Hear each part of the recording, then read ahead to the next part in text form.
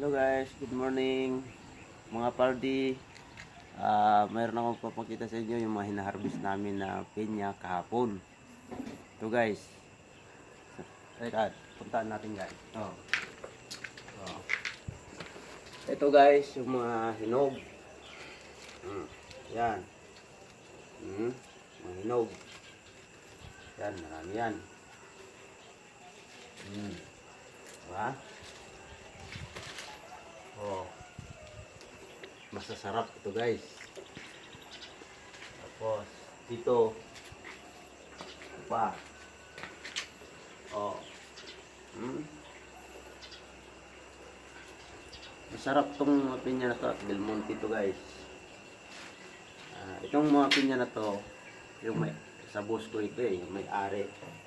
Ito namin nilalagay at kukunin nila mamaya. Dadalhin nila doon sa kanila. Kaya dito muna nilalagay. Tapos ha-harvest pa kami. Mas marami dito. Doon naman sa kabilang area. Kaya abangan nyo mamaya guys yung pupuntahan namin na ha-harvestan. Kukuha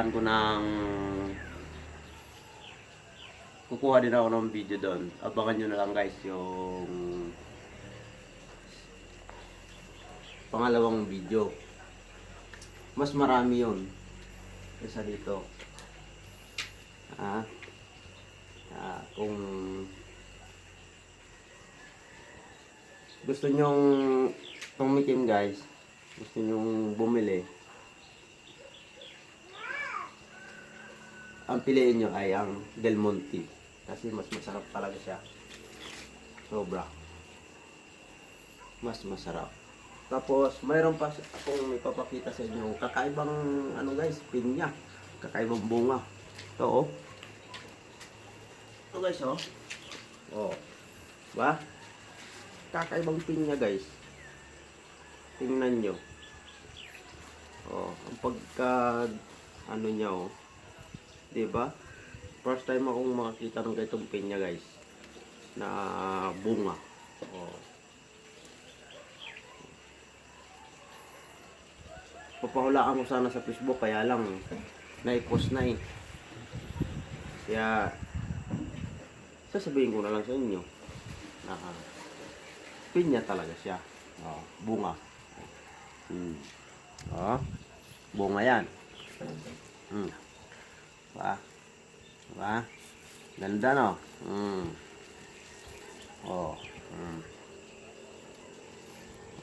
Okay. Oh, ha? Oh. Kaya kakaiba talaga siya. Yan. Dito. Tapos ito naman yung damage. Yan, yung damage yan. Okay guys. Thank you. Please, mga guys, follow, like, share, comment, and share. Subscribe guys. Thank you. Bye bye.